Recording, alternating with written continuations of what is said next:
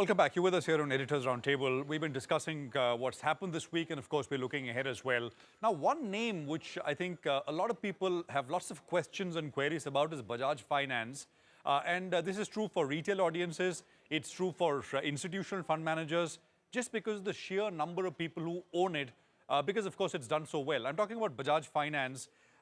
This is a name which I think, portfolios really want that this does well. Why? I'll tell you in just a bit. But the stock returns first. Like this week, it's down 10%.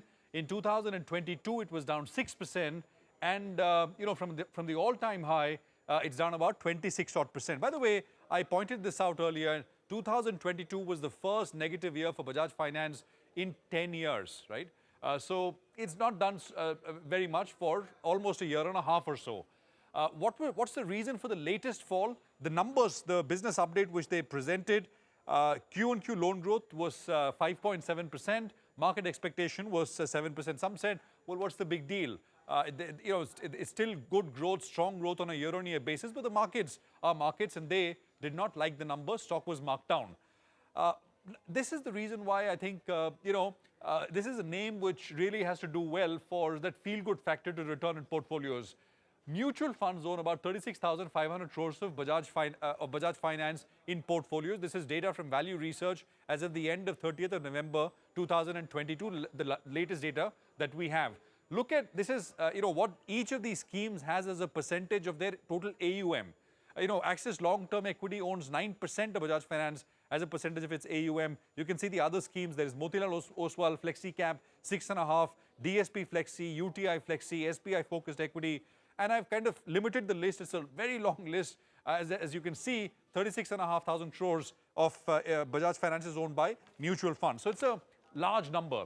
Now, to a very cursory kind of look at perhaps why is the market marking down this particular stock. Look at growth rates. I'm just presenting 2022 actual, 23 expected, and 24 expected. You look at Bajaj Finance as compared to HDFC Bank, and you realize the growth differential in loan book and the stock price is very closely correlated to loan growth in the case of Bajaj Finance. It's not what it used to be.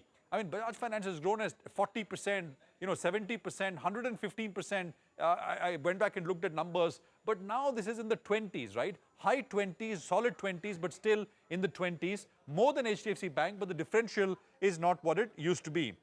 Look at the valuation comparison with HDFC Bank, and then it becomes even more stark.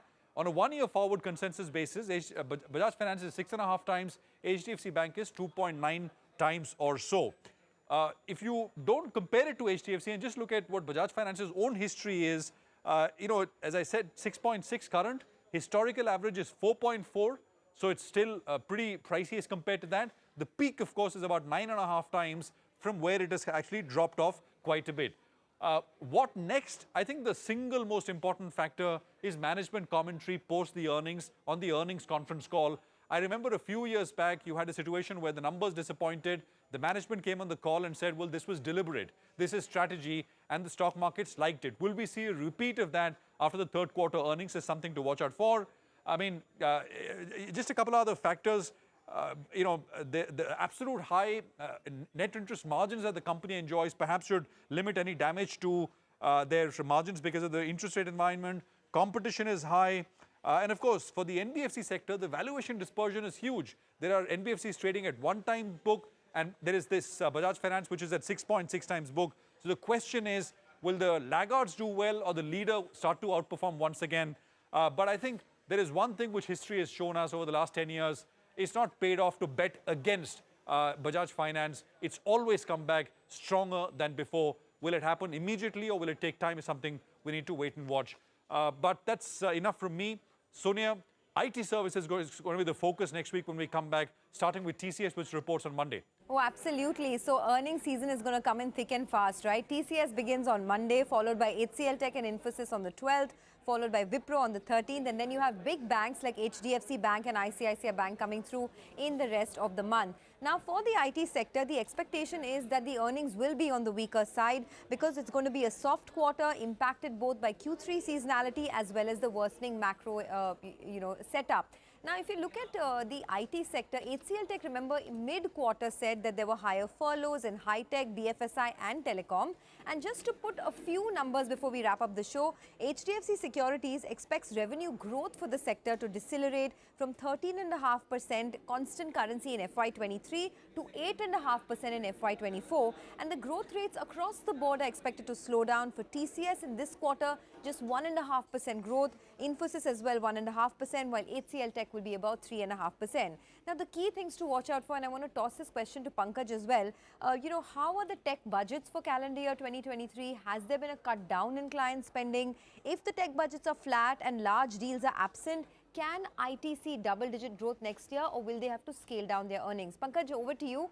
What's your sense of what the commentary could look like from the IT companies? So the sense we are getting is that the commentary on the demand and the revenue growth could be more muted this quarter. What we are hearing is that the IT budgets across the board has been quite muted for CY23, and that will show on the commentaries when we enter into the earnings season next week. But the only positive will be the commentary on margins.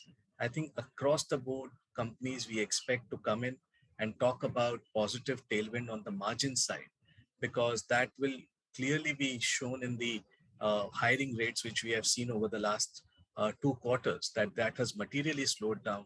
Attrition has come off. And I think margin levers will be a positive surprise from a commentary perspective moving into the fourth quarter. But demand, we believe, will be more muted. IT budgets are more muted globally. All right, Pankaj, we'll let you go on that note. Thanks a lot for joining in. And to all you viewers, have a great weekend. Thanks for watching Editors Roundtable.